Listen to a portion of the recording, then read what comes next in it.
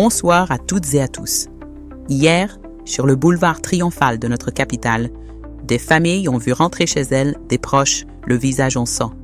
Et d'autres familles, ce soir, attendent encore une réponse que personne ne leur donne. Combien sont morts? Combien sont blessés? Dans la capitale de leur propre pays, nos concitoyens ne savent toujours pas. Et c'est de ce vide que nous allons parler. Cette incertitude, nos compatriotes de Bruxelles, de Montréal et de Johannesburg la mesurent peut-être mieux que quiconque. Parce que de loin, on regarde son pays avec des yeux qui ne se laissent pas endormir par un communiqué. Et puisque ce sont eux qui veillent, je veux saluer ce soir quelques-uns d'entre vous qui nous suivent et nous interpellent. Norbert Kabakaya nous demande comment nos consoeurs, Mélissa, Adriana, Esther, Micheline, peuvent porter une même voix, un même ton, un même style. Norbert, la réponse n'est pas dans le diplôme de celui qui écrit toutes les éditions et dont le nom et ses titres seront tus pour raison de sécurité. Elle est dans une discipline que vous entendez tous les soirs sans que nous ayons à la nommer. Les faits d'abord et toujours. C'est cette règle, et non une école, qui donne à 10 bouches une seule colonne vertébrale. Le reste, ce qui se passe en coulisses, nous le gardons pour nous. Car ce qui compte n'est pas qui parle, mais ce qui est vrai. À Jean Tishibangu, qui nous reproche de n'avoir jamais parlé de la guerre du Rwanda. Et à Joao Pongo, qui nous demande de condamner publiquement le Rwanda comme pays agresseur, je veux répondre simplement, parce que votre attente est légitime. Allez voir nos émissions d'analyse. Vous y trouverez la chose dite ouvertement, nommée, pesée. Dans le journal du soir, nous donnons un autre poste, celui des faits, et vous entendrez tout à l'heure que le gouvernement lui-même, en Conseil des ministres, attribue à l'armée rwandaise l'emploi de drones contre notre territoire. Nous n'avons pas besoin de crier ce que les faits disent déjà à voix haute. Ce qui doit être condamné l'est, ouvertement dans nos analyses et dans le journal par la nudité de ce que nous alignons devant vous. Ce soir, tout tient dans un écart. D'un côté, un pouvoir qui affirme qu'une manifestation a été contenue sans perte de vie. De l'autre, une opposition qui parle de mort, de tirs à balles réelles, de sièges saccagés. Entre les deux, des images, des blessés identifiés, et aucune autorité neutre t'y est tranchée. Ce n'est pas un détail politique, c'est la question de savoir ce qui se passe quand un citoyen descend dans la rue dans la République. Un seul grand dossier ce soir, mais nous le prenons à deux mains. D'abord le déroulé, les versions qui s'opposent, ce qui est établi et ce qui ne l'est pas. Ensuite, la machine de l'État, réunie en Conseil des ministres le même jour, et ce qu'elle dit de l'épidémie qui tue, de la guerre qui se déplace et des comptes publics qu'elle tente d'assainir. Alors une question, une seule, pour entrer. Dans un pays qui se dit démocratique, pourquoi faut-il, au lendemain d'une manifestation, choisir entre la parole de celui qui commande et la parole de celui qu'on a frappé, sans jamais disposer d'une troisième voix? Micheline, ce dossier est le tien. Bonsoir à vous tous. Le vendredi 12 juin 2026, le boulevard triomphal de Kinshasa a vu un rassemblement de l'opposition se transformer en scène d'affrontement. Et au terme de cette journée, deux récits du même événement s'opposent terme à terme. Martin Fayulu, président de l'ECD et ancien candidat à la présidence, a été touché à la tête.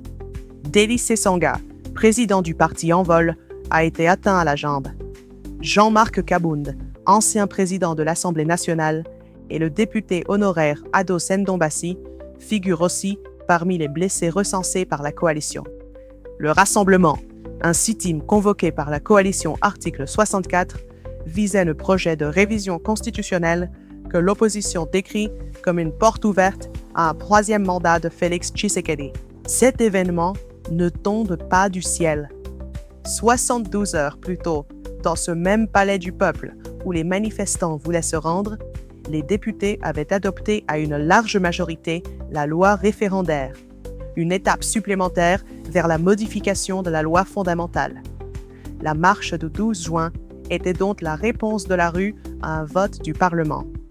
Notre pays connaît cette mécanique. Depuis 20 ans, chaque fois que la question des limites du pouvoir s'est posée, elle s'est jouée à la fois dans l'hémicycle et sur le pavé. sous des majorités successives qui se sont accusées tour à tour de forcer le texte ou de forcer la rue.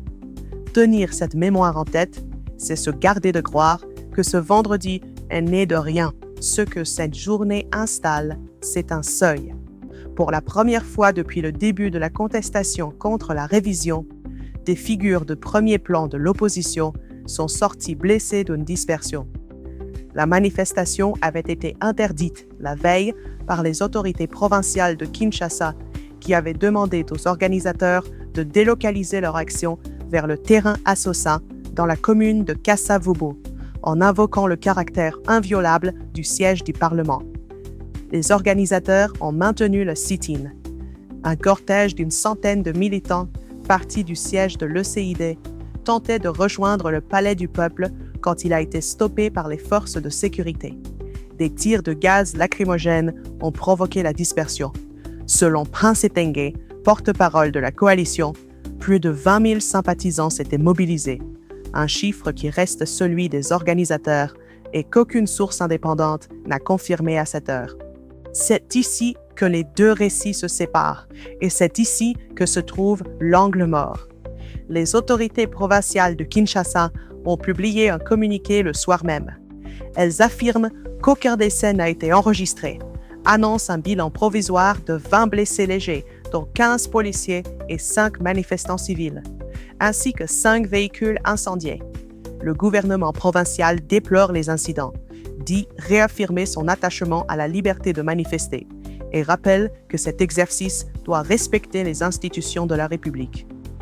La vice-ministre de l'Intérieur, Eugénie Chiela, a soutenu que la police nationale congolaise a accompli sa mission avec professionnalisme et dans le strict respect de la loi. Elle est allée plus loin, parlant de mise en scène et affirmant que certains manifestants auraient utilisé du sang animal pour conforter leur version. Face à ce communiqué, Martin Fayulu, joint depuis un lit d'hôpital par une chaîne internationale, livre une version radicalement différente. Il affirme qu'après le franchissement des barrières policières, les forces de l'ordre ont tiré à balles réelles et tué 2 militants. Il évoque au moins 45 jeunes manifestants pris en charge dans les hôpitaux de la capitale. La cellule de communication de Délice Sanguin affirme pour sa part que leur leader a été atteint à la jambe par une balle tirée par la police. L'écart est total. D'un côté, 0 morts et 20 blessés légers, majoritairement des policiers. De l'autre, 2 morts par balle réelle et 45 blessés civils. Les deux bilans ne diffèrent pas seulement par les chiffres. Ils s'opposent sur la nature même de ce qui s'est passé. Un maintien de l'ordre qui dérape, selon les uns, une répression armée, selon les autres. Micheline, tu poses devant nous 2 comptabilités qui ne se rejoignent sur aucun point, ni sur les morts, ni sur les blessés, ni même sur ce que signifie cette journée. Et au milieu, il y a une scène que plusieurs sources évoquent, celle du siège de l'ECID. Avant que tu nous dises ce que tout cela change pour la nation, dis-nous précisément ce que notre rédaction peut établir ce soir et ce qu'elle ne peut pas établir. Parce que c'est là, me semble-t-il, que se joue l'honnêteté de ce dossier. Tu as raison, Soraya. C'est là que tout se joue. Disons d'abord ce qui est établi. Que des leaders identifiés ont été blessés, cela est documenté par plusieurs rédactions présentes sur place. Un reporter a vu Martin Fayulu ensanglanté. Des images largement diffusées montrent le président de l'ECD le visage en sang. Et ces images, nous les diffuserons. Ce qui n'est pas établi, c'est le bilan humain global. Le nombre de morts, central dans cette affaire, repose à cette heure sur la seule parole de l'opposition et n'a été confirmé ni par une source indépendante, ni par une autorité judiciaire. Affirmer qu'il y a eu 2 morts serait reprendre une accusation sans preuve. Affirmer qu'il n'y en a eu aucun serait reprendre la version d'une partie elle-même mise en cause. Ce vide n'est pas une lacune de notre rédaction. C'est un fait en soi, et nos concitoyens ont le droit de le regarder comme tel. Un second élément traverse les témoignages avec une constance qui mérite attention. Plusieurs sources rapportent que le siège de l'ECDA a été vandalisé par des individus se réclamant des forces du progrès, un mouvement de jeunes proches du parti présidentiel, et que les forces de l'ordre présentes ne seraient pas intervenues. l'Organisation de défense des droits humains, la Voix des sans-voix, évoque des policiers aperçus lançant des projectiles sur ce siège aux côtés de ces individus. Le mouvement citoyen Lucha rapporte des images allant dans le même sens. Le secrétaire général de l'UDPS, Augustin Kabouya, rejette ces accusations, met en doute la version des organisateurs et soutient que certaines images diffusées sont fausses. À ce stade, il s'agit de témoignages concordants d'un côté, d'un démenti ferme de l'autre et d'aucune constatation judiciaire. Cette journée a fait monter la parole politique d'un cran. Moïse Katumbi, président d'Ensemble pour la République, a écrit que le chef de l'État porte une responsabilité écrasante dans ces violences, allant jusqu'à une formule que nous rapportons comme une déclaration et non comme un constat, celle d'un dirigeant qui aurait, selon lui, du sang sur les mains. Jean-Marc Kabound, lors d'un espace en ligne, affirme avoir vu un jeune se faire tirer dessus puis achever. Ces mots sont graves, et précisément parce qu'ils sont graves, nous les attribuons à celui qui les prononce, sans les transformer en vérité acquise. Alors, disons ce qui est juste des deux côtés, parce que c'est notre règle.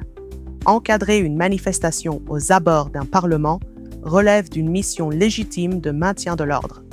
Et le gouvernement provincial a raison de rappeler que le siège du Parlement est protégé.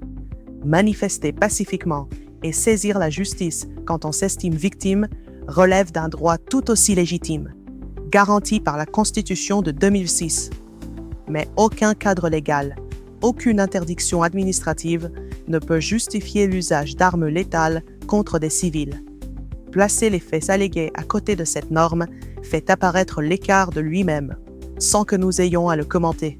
Pour le foyer congolais, l'enjeu dépasse le sort des dirigeants blessés. Le citoyen qui regarde cette scène ne sait toujours pas, au lendemain des faits, combien de ses compatriotes sont morts ou blessés dans sa capitale. Et cette incertitude n'est pas neutre. Elle est le produit d'un système où la parole officielle et la parole de l'opposition ne se rejoignent jamais sur un terrain vérifiable. La Voix des sans-voix et la Lucha réclament toutes deux une enquête indépendante. À cette heure, aucune n'a été annoncée. Une règle écrite ne protège une nation que tant que celui qui la conteste et celui qui la détient acceptent encore de soumettre leur version à un tiers qui les départage. Tant que ce tiers ne parle pas, deux pays continueront de raconter la même journée et aucun ne se reconnaîtra dans le récit de l'autre. Merci Micheline. Retenons l'essentiel pour nos auditeurs. Une manifestation interdite, des leaders nationaux blessés et documentés, deux bilans qui s'excluent l'un l'autre et un seul moyen d'en sortir, une enquête indépendante que nul n'a encore ouverte. Pour la nation, le test n'est pas de savoir qui crie le plus fort. Il est de savoir si la justice congolaise saura, cette fois, produire la troisième voix qui manque. Et puisque nous parlons d'institutions qui doivent rendre des comptes, restons-y, car le même jour, le gouvernement s'est réuni et a posé ses propres chiffres sur la table. Le vendredi 12 juin, à la Cité de l'Union africaine, le Conseil des ministres a tenu sa 92e réunion. Nous en prenons ce soir la première partie, celle des urgences de la nation, et nous reviendrons demain sur le reste. Et la première urgence, c'est un virus qui ne fait aucune déclaration, mais qui compte ses morts. Au 10 juin 2026, selon le compte-rendu officiel, le ministre de la Santé a notifié 41 nouveaux cas de maladie à virus Ebola, dont 9 décès. 3 provinces restent touchées, l'Ituri, le Nord Kivu et le Sud Kivu. Le cumul s'établit à 676 cas confirmés et 136 décès parmi ces cas, soit une létalité de 20%. Le même jour, 2 patients ont été déclarés guéris, tandis que 262 malades demeuraient pris en charge. Notre pays n'affronte pas ce virus pour la première fois. Il l'a combattu à de multiples reprises en 2 décennies. Et chaque résurgence a révélé la même vérité. Tout se joue dans les premières semaines, là où la surveillance des contacts décide de l'issue. Sur ce terrain précis, un chiffre mérite d'être posé sans détour. Le suivi des contacts s'est amélioré dans les 3 provinces, passant de 61,1% à 71,8%. C'est une progression réelle et il faut le reconnaître. car chaque point gagné referme une porte par laquelle le virus pouvait passer. Le gouvernement a raison de présenter ce mouvement comme un signe que les efforts portent. Mais la même donnée porte son revers. Si le suivi atteint 71%, c'est que près de 3 contacts sur 10 demeurent hors du filet sanitaire. Dans une épidémie où la mort frappe un cas confirmé sur 5, chaque contact non identifié est une chaîne de transmission qui reste ouverte. Le ministre l'a d'ailleurs reconnu. Les défis persistent et exigent une identification exhaustive des contacts. Le compte-rendu ne dit ni combien de contacts restent à localiser, ni le délai moyen entre une alerte et son investigation. Cette absence est une information en soi, car c'est dans ce délai que se gagne ou se perd une riposte. Pour nos concitoyens de l'Est, ces chiffres ne sont pas des statistiques. Ce sont des marchés où l'on hésite à se rendre, des familles qui surveillent une fièvre avec angoisse, une économie déjà éprouvée par la guerre, qui doit maintenant composer avec la peur de la contagion. Et c'est précisément cette guerre qui occupe le second front du Conseil. Le vice-premier ministre de la Défense a passé en revue la situation dans le Nord Kivu, le Sud Kivu et l'Ituri. Selon le compte-rendu, la pression de nos forces sur les terroristes ADF dans le territoire de Mambasa a provoqué leur dispersion en petits groupes vers le territoire de Watsa et les hauts plateaux où ils ont mené des attaques contre les civils. La traque se poursuit. Mais le ministre a nommé une autre menace, et c'est là le fait neuf, l'emploi de drones tactiques par l'armée rwandaise et un renforcement de la coalition RDF, AFC et M23 en hommes et en matériel. Quand un compte-rendu gouvernemental nomme explicitement l'armée d'un État voisin et l'usage de drones, ce n'est plus le vocabulaire d'une rébellion intérieure, c'est celui d'une agression que l'État documente lui-même. Le ministre a salué la détermination et le professionnalisme de nos forces qui déjoueraient les actions de l'ennemi dans plusieurs localités. Et cette reconnaissance du courage de nos soldats, nous la portons. Mais l'honnêteté commande de noter ce que le compte-rendu ne dit pas. Face à un adversaire qui dispose de drones, quels sont nos moyens de défense aérienne? Le communiqué affirme la résistance sans en décrire les outils. Et la dispersion des ADF en petits groupes vers de nouvelles zones n'est pas qu'un signe de pression réussie. C'est aussi le risque d'une contagion du conflit vers des territoires jusque-là épargnés. Disperser un ennemi sans le neutraliser, c'est parfois multiplier les foyers d'insécurité au lieu de les réduire. De la défense du territoire à la défense des comptes publics, il n'y a qu'un pas, car protéger une nation, c'est aussi savoir précisément qui elle rémunère. La première ministre est revenue sur l'audit de l'état liquidatif de la paie des agents et fonctionnaires de l'État. Elle a présidé le 5 juin une réunion de la commission ad hoc chargée de cet audit, prolongeant des préoccupations exprimées par le chef de l'État lors des 79e et 90e réunions du Conseil. Le contrôle de la masse salariale est un chantier que les administrations successives de notre pays ont régulièrement annoncé, sans en rendre public les résultats détaillés. Le cœur du dossier tient dans une formule prudente mais lourde.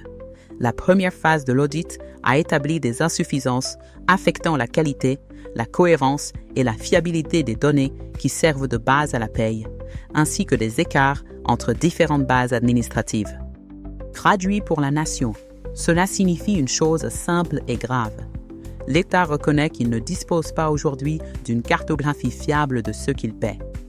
Soit des fonctionnaires réels sont mal enregistrés, soit des lignes de paie ne correspondent à aucun agent, et c'est alors l'argent public qui s'écoule sans contrepartie. Le compte-rendu ne tranche pas et ne fournit aucun ordre de grandeur. Sans chiffres, l'audit demeure une promesse de transparence plutôt qu'un résultat. La deuxième phase est annoncée. Le 16 juin, le sommet de l'Union africaine consacré à Ebola dira si la riposte sanitaire trouve les moyens qui lui manquent. D'ici là, l'épidémie compte, la guerre se déplace et l'État cherche encore à savoir qui il paie. Le calendrier dira, ces prochaines semaines, lequel de ces 3 fronts aura avancé. Voilà pour la part de l'État qui agit. Il en met une autre, plus discrète, qui prépare, qui légifère, qui signe.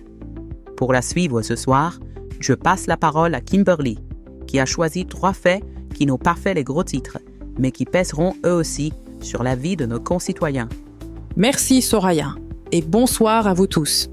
Commençons par le Sénat, parce que c'est là que se joue la suite immédiate du dossier qui ouvre cette édition. Dans une lettre ouverte datée du 11 juin 2026, l'ancien sénateur et professeur Michel Bongongo Ikoli Nombo a appelé les membres de la Chambre haute à examiner avec prudence le projet de loi sur l'organisation du référendum adopté récemment par l'Assemblée nationale. Il invite les sénateurs à assumer leur rôle de chambre des sages et convoque un précédent précis, celui de 2015, lorsque le Parlement examinait une loi sur le recensement perçue par une partie de l'opinion comme une manœuvre pour reporter les élections de 2016. Le Sénat avait alors modifié le texte après une forte mobilisation, et cette décision, selon lui, avait préservé la stabilité du pays. Le texte sur le référendum fait l'objet de lectures opposées. Ses partisans y voient un cadre légal pour des consultations prévues par la Constitution. Une partie de l'opposition y voit une étape vers la révision. L'appel d'un ancien de la maison à ses successeurs n'est pas anodin. Il rappelle que le Sénat dispose, sur ce texte, d'un pouvoir d'amendement réel. De la prudence d'une institution, passons à une signature qui, elle, engage des centaines de milliers de bras. Le ministre des Mines, Louis Watoum Kabamba, a lancé un mécanisme de protection sociale destiné aux exploitants miniers artisanaux organisés en coopérative, par un arrêté ministériel instituant un régime d'assurance baptisé Protection Group, complété par la couverture santé universelle. Une convention a été signée entre le service public d'encadrement de l'exploitation artisanale, dirigé par Jean-Paul Capombo, et 3 sociétés d'assurance partenaires. Les chiffres méritent d'être dits. Une prime annuelle de $54 par assuré et une garantie pouvant atteindre $3 000 en cas de décès ou d'invalidité. Pour des hommes qui descendent chaque jour dans des puits sans filet, exposés aux éboulements et aux accidents, c'est une première dans l'histoire de notre pays. Reste la question que tout dispositif social pose, celle de sa mise en œuvre réelle. Un texte qui protège sur le papier ne protège vraiment que le jour où le premier creuseur blessé touche effectivement ce qui lui est dû. Et de la protection de nos travailleurs, remontons vers l'Est, là où c'est la protection d'un cessez-le-feu fragile qui est en jeu. Le représentant spécial du secrétaire général des Nations Unies et chef de la MONUSCO, James Wan, a réaffirmé l'engagement de la mission onusienne en faveur de la paix dans l'Est, au terme d'une visite d'environ 72 heures à Goma. Selon un communiqué de son bureau publié le 12 juin, il a rencontré séparément des représentants de l'Alliance Fleuve Congo et du mouvement du 23 mars, ainsi que les responsables du mécanisme conjoint de vérification du cessez-le-feu. Il a insisté sur la nécessité de mieux coordonner les processus diplomatiques en cours, ceux de Washington, de Doha et de l'Union africaine. La réponse à l'épidémie d'Ebola figurait aussi parmi les sujets abordés, ce qui rejoint exactement ce que nous disions tout à l'heure. L'insécurité et le virus avancent ensemble. Nos concitoyens de l'Est, eux, jugeront cet engagement non sur le nombre de réunions tenues à Goma, mais sur le nombre de nuits où les armes se taisent vraiment. Merci Kimberly. 3 signaux, une même leçon. L'État et les institutions posent des actes. Un appel à la prudence, une assurance, un engagement onusien, et chacun ne vaudra que par ce qu'il produira concrètement dans les semaines qui viennent. Voilà ce que cette journée laisse derrière elle. Sur le boulevard triomphal, 2 récits d'une même manifestation. Des leaders nationaux blessés et filmés. Un bilan humain que ni Martin Fayulu, ni le gouvernement provincial de Kinshasa ne peuvent à eux seuls établir. Et un siège de parti, celui de l'Eusekide, au centre d'accusation que seule une enquête tranchera. À la Cité de l'Union africaine, le même jour, un conseil des ministres qui pose les chiffres d'une épidémie à 676 cas et 136 décès. Une guerre qui se disperse à l'Est sous des drones que l'État attribue à l'armée rwandaise. Et un audit qui avoue ne pas savoir qui la République paie. Une journée comme celle-ci, où 2 récits se disputent une même vérité, rappelle pourquoi nous tenons la ligne qui est la nôtre. Notre métier n'est pas de vous dire qui penser, Il est de poser devant vous les faits jusqu'à ce que vous tiriez vous-même la conclusion. Le titre console un instant, le fait éclaire pour longtemps. C'est cette patience que nous vous demandons de partager avec nous, soir après soir. Les faits d'abord et toujours. Demain, nous vous donnerons la seconde partie de ce Conseil des ministres et nous suivrons le verdict attendu du Sénat sur la loi référendaire. D'ici là, allez explorer nos émissions d'analyse sur notre chaîne YouTube, car c'est là que nous prenons le temps long, celui qui répond aux questions que le Journal du Soir ne fait couvrir. Que Dieu garde notre pays et que la raison garde ses enfants. C'était Soraya pour Inside News RDC. Je vous souhaite une très bonne soirée et une très bonne continuation. N'oubliez jamais, les faits d'abord et toujours.